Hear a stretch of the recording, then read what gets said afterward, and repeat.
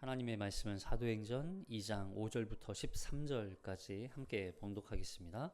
그때 경건한 유대인들이 천하 각국으로부터 와서 예루살렘에 머물러 있더니 이 소리가 나매 큰 무리가 모여 각각 자기의 방언으로 제자들이 말하는 것을 듣고 소동하여 다 놀라 신기하게 여겨 이르되 보라, 이 말하는 사람들이 다 갈릴리 사람이 아니냐? 우리가 우리 각 사람이 난 곳 방언으로 듣게 되는 것이 어찌 됨이냐? 우리는 바데인과 메데인과 엘람인과 또 메소보다미아, 유대와 갑바도기아, 본도와 아시아, 부르기아와 밤빌리아, 애국과 및 구레네에 가까운 리비아 여러 지방에 사는 사람들과 로마로부터 온 나그네 곧 유대인과 유대교에 들어온 사람들과 그레데인과 아라비아인들이라.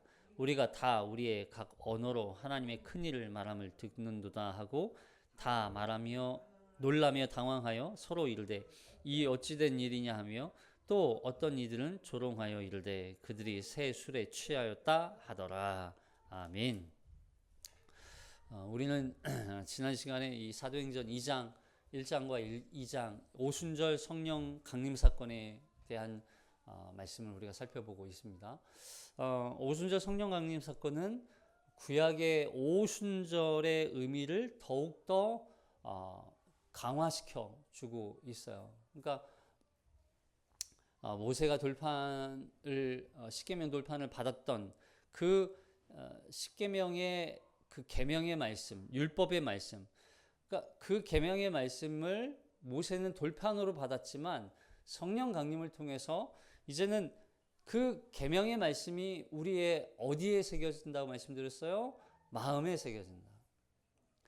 그래서 그 마음에 새겨진 말씀으로 말미암아 이제는 하나님의 율법을, 계명을 이제는 지키는 삶을 살아가게 되고, 뿐만 아니라 그 계명의 삶을 통하여서 우리가 이제 내가 살아가는 그 삶의 모습이 이제는 하나님의 복음을 전하는 복음의 통로 역할이 되는 거예요. 이게 교회 개념이라고 그랬죠. 그래서 교회를 통해 복음의 전파가 시작되고 그 복음으로 말미암아 이제는 하나님의 백성들, 하나님의 구원받아야 할 남은 자들을 구원해내는 그런 하나의 마치 이 오순절날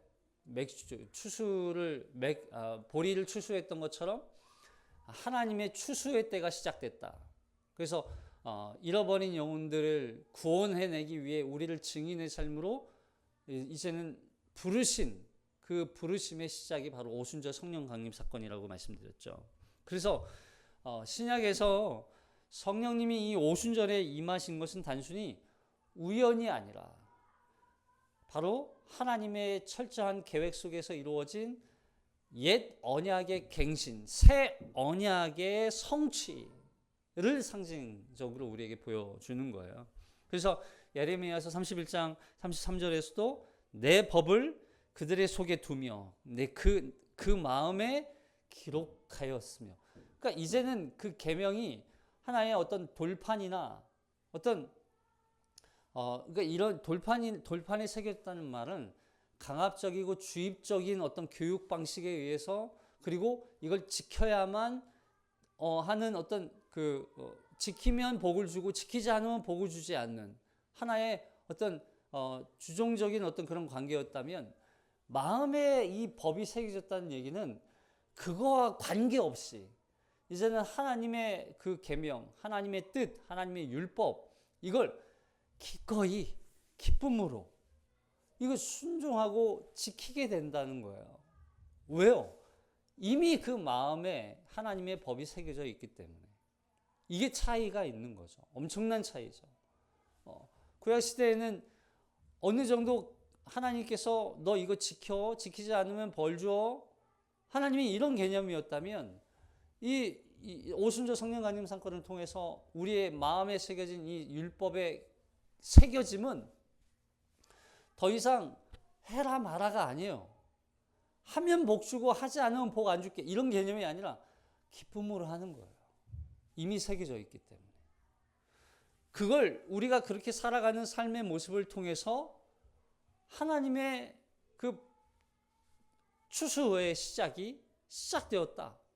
그래서 이 교회가 바로 어떤 건물로서의 그런 조직적인 존재로서의 어떤 교회가 아니라 그 예수 그리스도의 구원을 받은 자들, 성령의 충만함을 입은 자들, 이들이 곧 교회가 되어서 그들의 삶을 통하여서 하나님의 복음이 이제는 땅끝까지 전해지는데 그들의 증인으로 살아가는 삶. 이게 바로 오순절 성령 강림 사건이었던 거죠.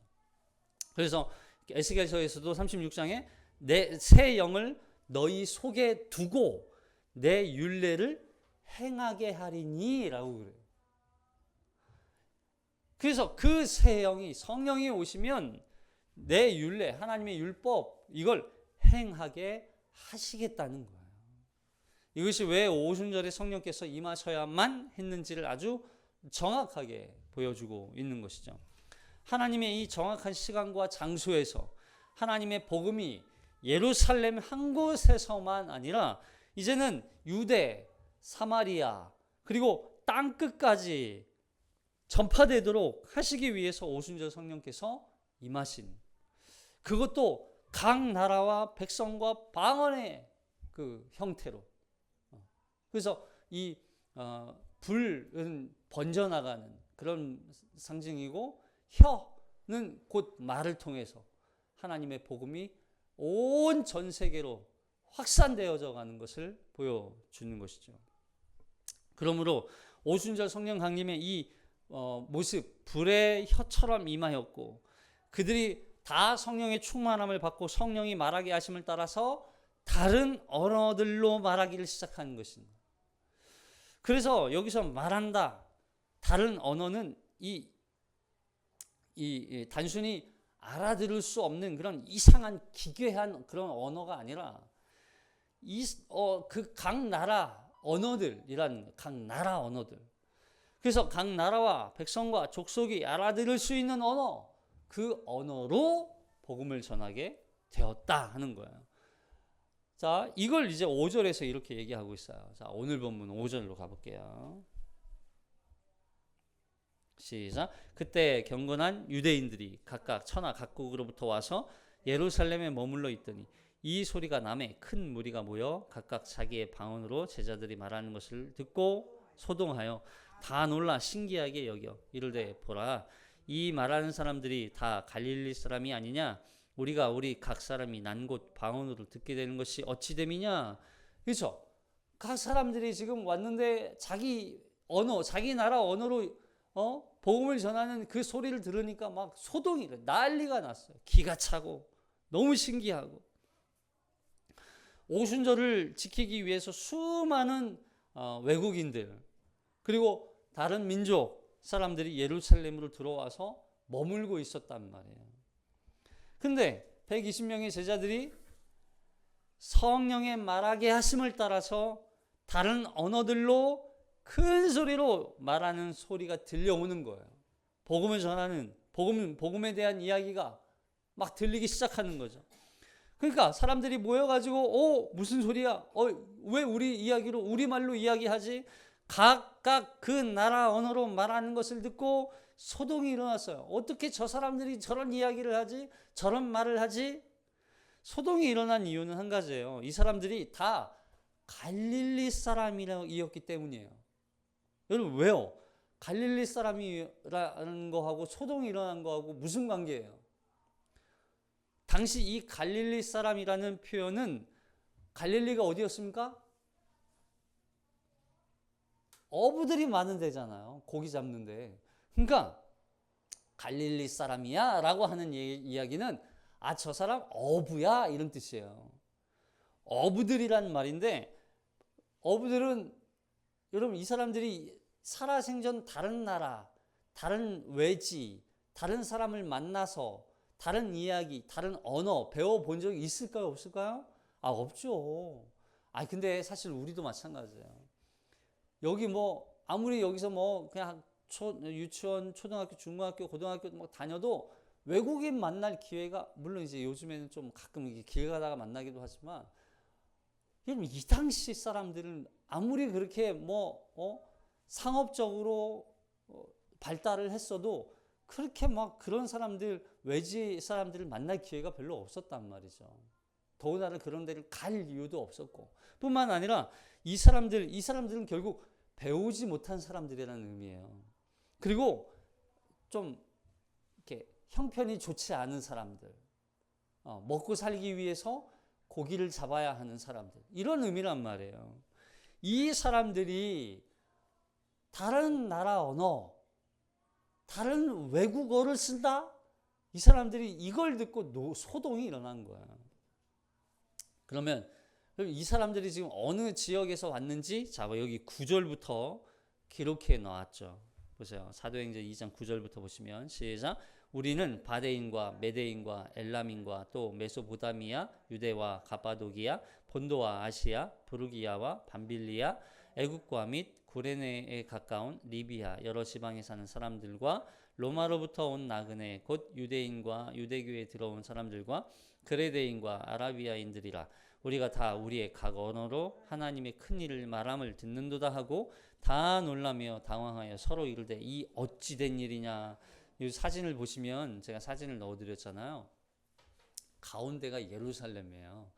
예루살렘을 중심으로 세계 각지에 흩어져 있는 경건한 유대인들이 하나님을 지금 이 유월절과 또 초막절을 77절을 보내기 위해서 들어왔어요. 보세요. 지금 애굽, 리비아, 로마 다 있죠. 밤빌리, 아시아, 본도, 갑바도기아, 바데, 예루살렘, 엘람, 메소포타미아, 아라비아, 모든 지역 사람들. 여러분, 이 지역 사람들의 언어, 이 지역 사람들의 문화 완전 다 다르죠. 그러니까 근데 보세요. 여기 하나의 단서를 줬어요. 어떤 사람들? 경건한 유대인들. 하나님을 섬기며 하나님의 말씀을 따르는 사람들. 하나님의 메시아 사상을 가지고 기다리며 그들의 이 하나님 나라의 도래를 기다리는 사람들. 이 사람들이 모여 있는 이 예루살렘이, 보세요. 각지에 있는 사람들이 지금 여기로 다 모여와요. 중심이 되는 거예요. 구속사, 이 전체 성경의 전체 구속사에 있어서 이 너무 중요한 장면입니다. 이게 왜 중요해요? 그러면 지금 모든 흩어진 언어가 지금 예루살렘으로 지금 모이고 있어요. 자, 이건 그냥 단순히 모이나 보다 이게 아니라, 이게 세계 선교의 시작이 아니라 이게 바로 바벨탑 사건하고 연결되기 때문에 그래요. 바벨탑 사건. 이 오순절 성령 강림 사건이 바벨탑 사건하고 연결되어 있어요. 그래서 흩어짐. 하나님께서 언어를 흩으셨어요. 그러나 그 언어가 다시 모여서 하나님의 하나의 언어로 하나님의 복음이 전해지는 거예요. 바벨탑 사건은 하나의 심판이었어요. 무슨 심판이었습니까? 자, 봅시다. 창세기 9장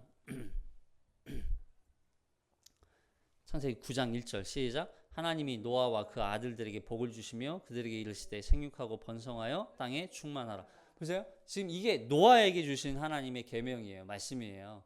지금 이게 아담에게 주셨던 말씀하고 똑같죠. 그동안 아담 때부터 노아 때까지 얼마나 인류가 타락했는지 하나님이 홍수로 심판해 버리시고 노아와 노아 가족들만 구원해 내세요. 노아의 방주를 통해서. 그 구원받은 자들, 그 노아에게 주시는 말씀이 노아와 그 아들들에게 복을 주시며 그들에게 이르시되 생육하고 번성하여 땅에 충만하라. 그렇구나. 우리가 생육하고 번성해야 되는구나. 땅에 충만해야 되는구나. 그래서 사람들이 그렇게 충만해지기 위해서 살아가는데, 근데 문제는 뭐예요? 그 과거에 겪었던 그 홍수의 심판을 다시는 겪고 싶지 않은 거예요. 그 얘기는 무슨 얘기냐면, 자, 창세기 11장 4절에 보면 시작. 또 말하되 자 성읍과 탑을 건설하여 그 탑 꼭대기를 하늘에 닿게 하여 우리 이름을 내고 온 지면에 흩어짐을 면하자 하였더니, 지금 보세요. 이런 거예요. 노아의 자손과 이 가족들이 생육하고 번성하고 점점 인원이 점점 늘어나요. 그러면 그들이 계명을 지키면서 하나님의 뜻과 하나님의 말씀대로 순종하며 하나님을 섬기면서 살아가야 되는데, 그러지 않고 과거에 그걸 겪고 싶지 않으니까, 홍수 심판을 다시 겪고 싶지 않으니까 마음대로 살더라도 홍수에서는 면하고 싶었던 거예요. 홍수 심판을 면하면서 그들은 자신들이 원하는, 너무 불편해, 너무 싫어, 하나님 계명 지키는 거 너무 힘들어, 하나님만 섬기는 거 너무 싫어, 세상에 다른 거 누리고 싶은 거 많은데, 할 수 있는 게 너무 많은데 왜 못하게 해? 왜 못 먹게 해? 왜 하나님의 계명대로 살아야 해? 너무 불편해. 그러니까 그럼 우리 그거 하더라도 심판받지 않을 수 있는 방법을 찾자. 그게 뭐였어요? 바벨탑이었어요. 하나님의 심판을 피할 수 있을 거라고 여겼어요. 높은 탑을 쌓아서 하나님만큼 높아지면 하나님이 이 땅에 물 심판을 또 하시더라도 우리는 그 심판으로부터 벗어날 수 있어. 심판을 피할 수 있어. 피할 방법을 찾았다는 얘기예요. 그게 지금 이거예요. 또 말하되 자, 성읍과 탑을 건설하여 그 탑 꼭대기 하늘에 닿게 하여서 우리 이름을 내고 온 지면에 흩어짐을 면하자. 온 지면, 우리가 다 흩어져 살게 되었는데 이제 그러지 말자. 이것은 단순히 건축이 아니에요. 이건 뭐예요? 하나님에 대한 신적 도전이에요. 도전. 하나님의 신권에 대한 도전이란 말이에요. 하늘에 닿자. 하나님과 동등하게 우리가 신분이 높아지도록 하나님과 동등하게 되려는 시도였어요. 하나님의 이름을 영화롭게 하는 게 아니라 누구의 이름을 내자? 우리의 이름을 내자. 우리의 이름을 더 높이 드러내자. 하나님의 이름이 아닌 우리 인간의 이름을 더 이롭게 하자. 세 번째 뭐예요? 흩어짐을 면하자. 하나님의 명령인 땅에, 너희는 이 땅에 하나님의 방법과 방식과 법과 율례로 이 땅에 하나님의 사람으로 이 땅에 충만해져라 했는데, 하나님께서 그 충만하라는 명령은 거절하고 우리 흩어지지 말고 이제 여기에서만 모여 살자. 여기에서만 우리의 공동체, 우리만 살자. 이 하나님의 사명은 세계 각지에 흩어져서 하나님의 계명대로 살아가는 거였어요. 근데 그걸 거부하는 거죠. 그러니까 하나님이 어떻게 하세요? 이것들 봐라. 또 모이네. 하나님이 그래서 이제는 흩어버리시는 거예요. 어떻게 흩어요? 언어까지 흩어버리시는 거예요. 자, 창세기 11장 7절, 8절. 시작. 자, 우리가 내려가서 거기서 그들의 언어를 혼잡하게 하여 그들이 서로 알아듣지 못하게 하자 하시고, 여호와께서 거기서 그들을 온 지면에 흩으셨으므로 그들이 그 도시를 건설하기를 그쳤더라. 그들이 언어가 하나였을 때는 으쌰으쌰 우리 이제 적당 모의를 해가지고 탑 건설하자, 성 건설하자, 도시를 건설하자, 높이 하나님만큼 높아지자. 그러자 하나님께서 쟤네 언어를 흩으자. 그럼 그래서 지금 각 지역마다 언어가 이렇게 다양해진 이유는 이때부터예요. 원래는 언어는 하나였어요. 하나님의 백성으로서 살아가는 언어는 하나였어요. 근데 이 언어가 흩어지게 된 거예요. 그래서 결국 모든 각지의 사람들마다 자기 언어를 쓰게 되죠. 그러니까 알아들을 수 없으니까, 서로 이야기하는 언어를 알아들을 수 없으니까 우리 도시 건설 이거 못하겠다. 탑 못 짓겠다. 그래서 결국에는 그쳤더라 하는 거예요. 그쳤더라. 즉 언어의 혼잡과 민족의 흩어짐은 교만한 인간에 대한 하나님의 심판의 결과였어요. 언어는 단순한 커뮤니케이션 도구가 아니라 공동체를 나누는 정체성이었단 말이에요. 정체성. 하나님의 백성으로서의 정체성이 우리의 언어였어요. 그 언어를 썼었다고요. 근데 그 언어를 흩으셨다는 얘기는 하나님의 백성으로서의 정체성을 잃어버리게 됐다는 거죠. 그러므로 언어의 혼잡은 곧 인류와 하나님과의 단절인 동시에 인류 사이에 수많은 단절과 분열이 시작되게 되는 거예요. 그런 하나님의 심판과 흩어짐을, 그 하나님께서 혼잡하게 하신 그 언어의 장벽을 오늘 사도행전에 와서 보세요. 2장에서 이 언어가 하나로 모이는 게 보이세요? 단순히 모이는 게, 사람이 모이는 게 아니에요. 언어가 모이는 거예요. 하나님의 언어가 한 곳에서 이제는 전 세계로 흩어지게 되는 걸 보여주는 거예요. 하나의 언어. 그 언어는요, 하나님의 복음이에요. 여러분, 이 복음을 들고 세상 끝까지 가는 거예요. 그래서 이 언어의 장벽을 성령을 통해서 복음을 위한 통로로 회복시키시는 하나님의 나라가 비로소 그 복음을 통해서 예루살렘에서만의 작은 하나님의 나라가 아니라 전 세계 각지에 하나님의 나라가 세워지게 되는 걸 보여주는 거죠. 그래서 오순절 성령 강림은 하나님의 나라가 시작되었다, 확장되고 있다. 이제는 민족, 언어, 문화의 장벽을 넘어 그 복음 안에서 모든 장벽들이 무너지고 그리스도 안에서 하나된 공동체, 곧 교회가 시작되었다는 거예요. 그래서 갈라디아서 3장 28절 시작. 너희는 유대인이나 헬라인이나 종이나 자유인이나 남자나 여자나 다 그리스도 예수 안에서 하나이니라. 하나이니라. 너희는 그리스도 예수 안에서 하나이다. 한 예수, 한 분을 섬기는 한 언어, 하나의 복음으로 하나된 공동체. 자, 에베소서 2장 14절 시작. 그는 우리의 화평이신지라 둘로 하나를 만드사 원수된 것 곧 중간에 막힌 담을 자기 육체로 허시고. 이 보세요. 이 육체로 헐었다는 얘기는 하나님과 우리 인간 사이에 막혀있던 담을 허셨다라는 개념도 포함되고, 우리 인간과 인간 사이에 막혀져 있던 담, 언어의 장벽.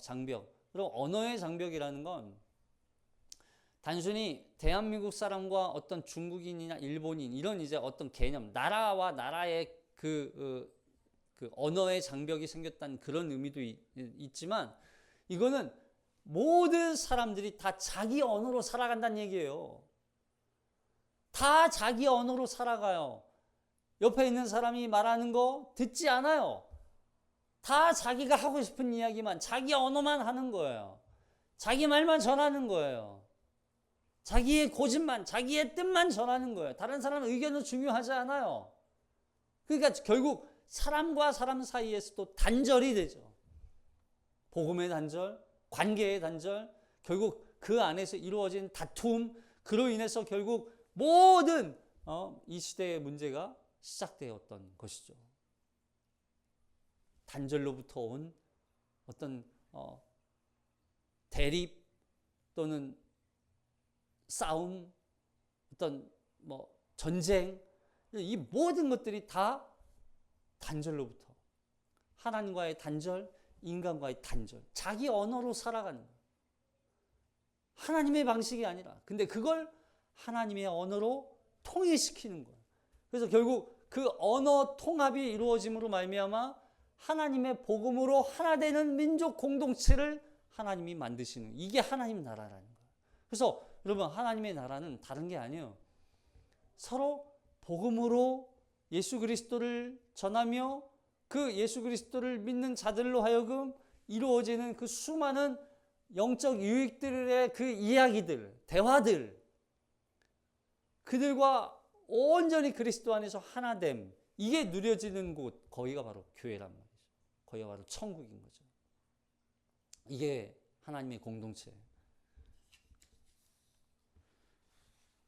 그래서 오순절 이후 교회는 단순한 종교 조직이 아니라 성령에 의해서 말하고 행하며 모든 민족에게 복음을 전하는 증인 공동체로 살아가게 되는 사람들, 그렇게 거듭난 사람들, 그 사람들을 교회라고 부르는 거예요.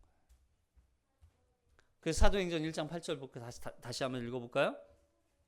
사도행전 1장 8절. 시작. 오직 성령이 너희에게 임하시면 너희가 권능을 받고 예루살렘과 온 유대와 사마리아와 땅끝까지 이르러 내 증인이 되리라 하시.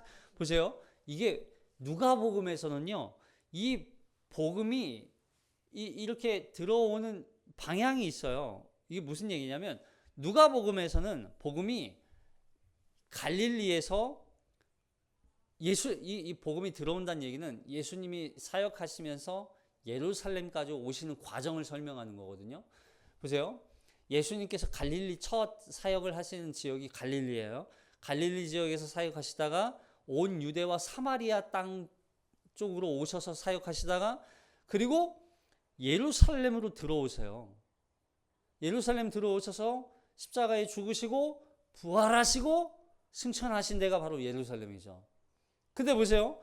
이 사도행전에서는 이렇게 들어온 예수 그리스도의 복음이 예루살렘에서부터 온 유대와 사마리아와 땅끝까지 전해지게 된다고 표현해요. 복음이 방향성이 보이세요? 예수님이 갈릴리에서 사마리아 온 유대와 사마리아로 들어오시고 그리고 예루살렘까지 오신단 말이에요. 근데 예수 그리스도를 영접한 자, 예수 그리스도를 말미암아 거듭나고 하나님의 자녀가 된 사람들, 성도들이 교회가 되어서 이제 예루살렘에서부터 온 유대와 사마리아로 점점 확장되고 그리고 더 나아가서 온 세계 열방 땅끝까지 하나님의 복음이 전해지는 과정을 보여주는 거예요. 그런데 이 성령 강림 사건에 대해서 놀랍게 여기는 사람들도 있는 반면에 어떤 사람들도 있을까요? 이걸 불신자들을 조롱하는 사람들도 있었다는 거예요. 자, 사도행전 2장 13절. 시작. 또 어떤 이들은 조롱하여 이르되 그들이 새 술에 취하였다 하더라. 보세요. 어떤 이들은, 이 사람들은 다른 사람들이에요. 이 사람들은 구분되는 거죠. 경건한 유대인들이 아니라 불신자들, 그리고 이걸 믿지 않는 자들, 그리고 이 현상에 대해서 조롱하는 사람들이 있었다는 거예요. 여기선 이 성령의 역사에 놀라며 경청한 무리들이 아니라 이 사람들은 심각한 경멸과 멸시가 그들 입에 담겨져 있는 걸 보게 되죠. 근데 이들이 뭐라고 평가했냐면 그들이 새술에 취하였다 그래. 새술에 취하였다. 그냥 술 취했네 이렇게 표현하는 거죠. 근데 벌써부터 술 먹고 뭐 하는 짓이야? 조롱하듯이 이야기하는 거야. 조롱하듯이. 근데 표현이 새술이에요. 새술. 단순히 그냥 술이 아니라 새술. 이 술은 발효되기 전에 포도즙 혹은 단맛이 강한 약간 발효된 상태. 완전히 발효된 상태가 아니라, 그러니까 약간 이게 이제 고대에서 이걸 저온 보관하거나 꿀과 섞어서 발효시킨 술처럼 즐기던 술이에요. 그들은 새 술에 취하였다. 이 표현은 새 술이 그들에게 아주 가득하구만 이런 뜻이에요. 완전히 그냥 술로 가득 찼구만. 완전히 그냥 술에 쪄들었다. 완전 술 중독되었다 이런 표현인 거죠. 그러니까 성령으로 말하는 제자들을 보고 술에 취해서 헛소리를 한다는 비난인 거예요. 근데 보세요. 이 술이라는 게, 새술이라는 게 종종 이 성경에서 어떻게 표현하냐면 하나님의 축복의 세대, 복의 세대, 새 시대, 새 언약 이런 관념으로 설명할 때가 있어요. 무슨 얘기냐면 예수님께서 혼인잔치 때 포도주가 떨어져 가죠. 그때 항아리를 가져와라. 그래서 거기다가 물을 부어요. 근데 그 물을 부었던 항아리에 들어간 물이 손님들에게 떠다 주는 순간 뭐가 돼요? 술이 돼요. 이 술은 어떤 새로운 하나님의 새 시대, 새 언약의 성취, 그걸로 인하여서 기쁨을 상징하는 그래서 새 술을 그들에게 잔칫날 술이 떨어졌다는 얘기는 기쁨이 끝났다, 기쁨이 사라졌다 이런 뜻이지만 그 술이 채워졌다, 그 기쁨으로 가득 찼다 이런 뜻인 거죠. 그래서 이거는 이런 거예요. 하나님의 새 언약의 시대가 시작되었다. 새 기쁨의 시대. 이제는 하나님의 나라의 기쁨이 우리에게 시작되었다는 걸 우리에게 보여주는 거예요. 예를 들어서 예수님은 이런 것도 있어요. 새 포도주는 어디에 담아야 된다 그랬어요? 새 부대에 담아야 된다 그래요. 누가복음 5장 38절에. 자, 볼까요? 시작. 새 포도주는 새 부대에 넣어야 할 것이니라. 누가복음 5장 38절이었어요? 없어요? 네, 없을 수도 있어요. 자, 보세요. 그러면 이 새 포도주는 새 부대에 넣어야 된다. 그러면 옛 포도주는 새 부대에 새 포도주를 옛 포도 부대에다가 담으면 돼요, 안 돼요? 안 된다는. 왜요? 옛 포도주는 발효가 끝난 거예요. 발효가 되면서 이 포도주 부대가 팽창되면 어떻게 돼요? 터진다는 얘기죠. 그러니까 이런 거예요. 복음과 새 언약의 시대가 시작되었다. 이제는 옛 언약의 시대는 끝났다. 그 옛 언약은 우리를 이 새 언약의 시대로 인도하는 역할을 하는 거죠. 그래서 옛 언약은 하나님의 율법 중심 삶. 근데 이 새 언약은 성령으로 말미암아 그 율법이 우리 마음에 새겨진 그 새로운 삶이 우리에게 펼쳐졌다. 그로 말미암아 참된 하나님의 나라가 시작되었다. 그 기쁨이 시작되었다. 우리에게 그걸 가르쳐 주는 거죠. 그래서 옛 언약은 율법 안에만 머물러 있었다면 새 언약은 율법의 완성이신 예수 그리스도를 통해서 성령으로 우리의 마음이 이제 그 율법이 새겨진 그 마음으로 말미암아 우리가 그 율법의 삶을, 언약의 삶, 새 시대의 삶을 살아가게 된다. 그리고 그걸 통해서 우리가 이제는 하나님의 복음을 소유한 자들, 그 율법의 삶을 온전히 내 삶 가운데 그 율법을 완성하는, 물론 예수 그리스도께서 그 율법을 완성하셨죠. 그 완성된 율법을 우리가 살아가도록 성령께서 이끌어 가시겠다라고 하는 걸 보여주는 거예요. 그래서 우리는 이제 누구만 계시면 돼요? 우리에게 성령님만 계시면 돼요. 그 성령께서 우리 안에서 구원받은 하나님의 그 율법화된 삶을 우리에게 살아가도록 역사하신다는 거예요. 새 술에 취했다? 그들은 모르는 거죠. 그들이 무지한 거예요. 새 술에 취한 것이 어떤 의미인지 그들 스스로 무지하기 때문에 그들은 조롱하고 있는 거죠. 그러나 우리는 그 새 술의 시대가 시작되었다는 걸 아는 거예요. 이제 누가복음은 이걸 여기까지 성령에 대한 이야기를 이렇게 설명을 해요. 너무나 중요하니까. 성령 충만을 받는 사건이 받는다는 게 왜 이렇게 중요한지를 너무나 강조해서 여기까지 설명해요. 그리고서 뒤에 나온 이제 베드로가 설교 오순절날 설교를 하는데 그게 3,000명이 예수를 믿게 돼요. 왜요? 어떻게 해요? 그들이 베드로가 전한 복음이 다른 복음이에요? 아니에요. 이 성령으로 말미암아 하나님의 복음이 그들 각 사람에게 직접적으로 이제는 역사해서 성령께서 그들이 복음으로 말미암아 변화되게 하시는 거예요. 이 성령의 역사가 지금 나타난다 하는 거예요. 이제 우리가 그 성령의 충만함을 입어서 그 성령으로 말미암아 우리 안에 역사하시는 그 성령님의 음성을 듣고 그 성령님이 우리 마음에 감동을 주시고 그 율법을, 그 계명을, 여러분 이제 율법이라는 게 우리가 이건 해야 돼, 이건 하지 말아야 돼. 구약에서 말하는 그런 엄격한 율법의 삶이라는 게 어떤 그런 확실한 기준으로 우리에게 주어진다는 게 아니라 하나님이 우리에게 이것이 하나님이 기뻐하시는 삶, 이것이 하나님이 기뻐하지 않는 삶, 이런 확실한 구분으로 우리에게 주시는 거예요.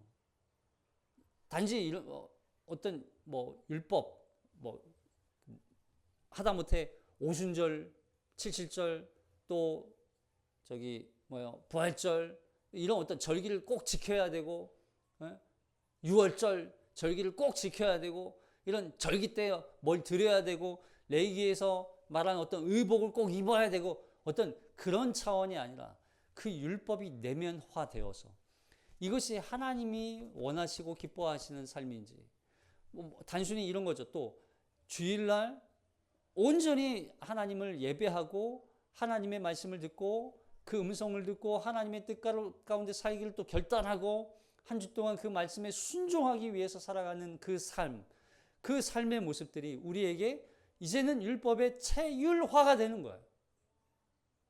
그 율법을 살아내도록 우리를 이끌어 가시는 게 성령님이신 거죠. 그 전에는 마치 숙제처럼 이거 안 하면 벌 받아, 이거 안 하면 혼나. 그게 아니에요. 기쁨으로.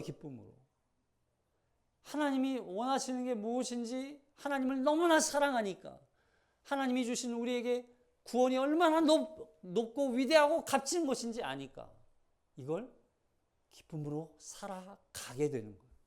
이 성령께서 우리에게 그 삶을 살아가도록 역사하신다는 거죠.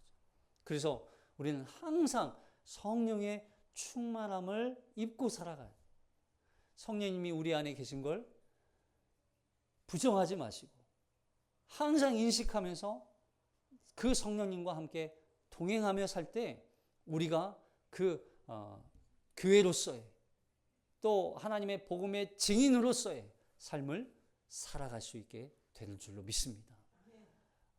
한 주 동안 성령 충만함으로 이 땅에서 하나님의 증인의 삶을 살아내는 저와 여러분 되길 주님의 이름으로 축복합니다.